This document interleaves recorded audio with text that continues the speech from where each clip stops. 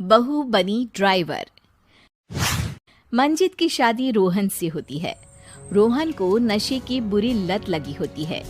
एक दिन, अरे माँ, मेरा एक साइड का शरीर काम नहीं कर रहा है। मैं आज खेतों में कैसे जाऊंगा?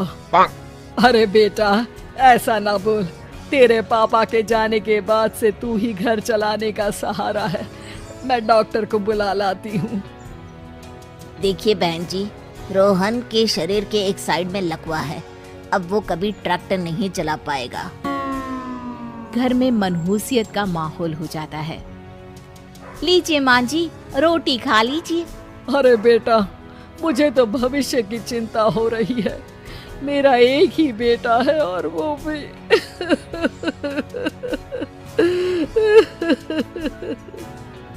माँ जी, आप चिंता न करें। जब तक ये बीमार है मैं खेत जाकर काम कर लिया करूंगी। वैसे भी नशे के कारण इनका शरीर काफी कमजोर हो गया है। अगले दिन मंजीत खेत में जाकर काम कर शाम को घर लौटती है। ये ले बेटा, पानी पी ले। कैसा रहा काम का पहला दिन? माँ जी, काम तो ठीक है, लेकिन मैं अगर ट्रैक्टर चलाना सीख लूँ ना तो काम और भी आसान हो जाएगा। अरे बेटा, दुनिया क्या कहेगी कि औरत होकर ट्रैक्टर चला रही है? माँ जी, या तो हम दुनिया देख ले या अपना घर, कोई बात नहीं। जब ये ठीक हो जाएंगे तो सब ठीक हो जाएगा। अरे बहू, जरा बाहर तो आना। जी माँ जी।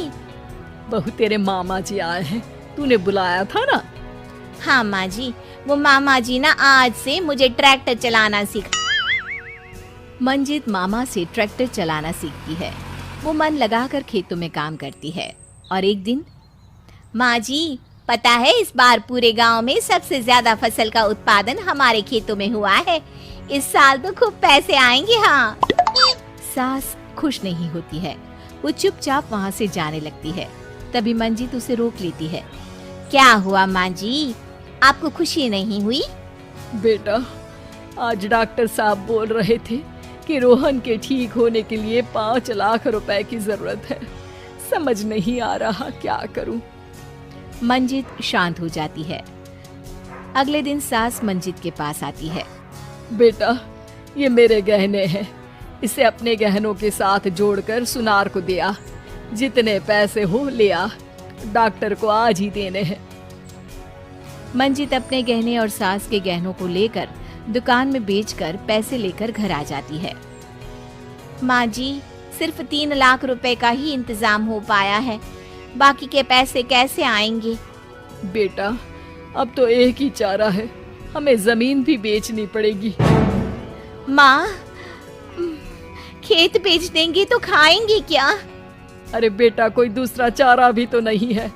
रोहन ठीक हो जाए तो वो मेहनत करके इससे भी बड़ी जमीन ले लेगा। सास बहू मिलकर खेत भी बेच देते हैं। अब पूरे पैसे लेकर सास डॉक्टर के पास जाती है। डॉक्टर साहब, ये लीजिए सारे पैसे, बस किसी तरह मेरे बेटे को ठीक कर दीजिए। आपका बेटा ठीक तो हो जाएगा, लेकिन 6 महीने का समय लगेगा। सास बहू सोच में पड़ जाते हैं कि अब तो कोई जरिया भी नहीं रहा जहाँ से उन लोगों को कमाई हो। अब कमाएंगे नहीं तो खाएंगे क्या?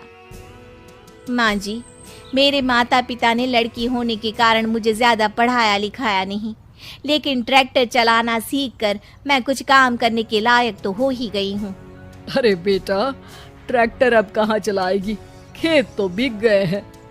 माँ जी, मैं किसी और के खेतों में दिहाड़ी में काम कर लूंगी, कुछ तो पैसे आएंगे ही ना। ये कहकर मंजित काम करना शुरू कर देती है।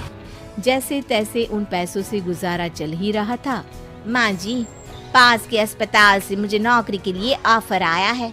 पैसे भी ये 4 गुना ज्यादा मिलेंगे और अब खाने पीने दवाई के साथ हम कुछ पैसे भविष्य के लिए भी जोड़ पाएंगे।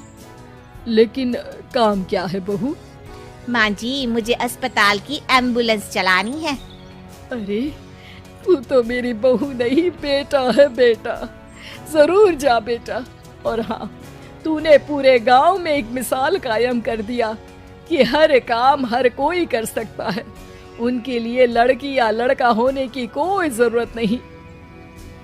मंजित मन लगाकर काम करना शुरू कर देती है। आगे जाकर वो खुद का एम्बुलेंस भी खरीद लेती है और अब तो उसका पति भी ठीक हो जाता है और सब पहले से भी ज्यादा खुशहाल जिंदगी जीने लगते हैं।